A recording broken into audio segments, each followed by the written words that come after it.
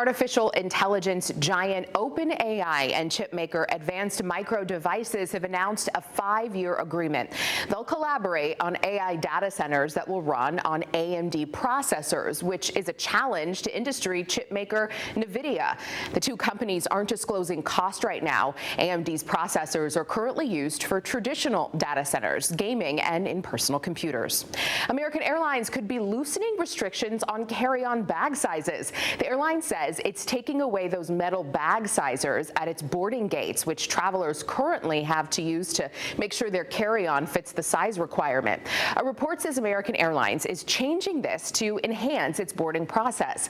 Carry-on bags can be no more than 45 inches, but American's still telling its employees to side with the customer if they believe the bag may be slightly over the requirement. Bank of America's hourly employees got a raise. The minimum hourly pay is now $25 an hour.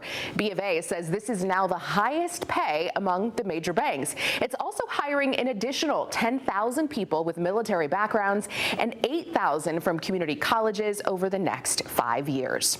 We're a little more than 3 weeks away from Halloween, and according to the National Retail Federation's annual consumer survey, Halloween spending is expected to reach a record $13.1 billion this year. Economists predict costs will be higher this year for things like costumes and candy.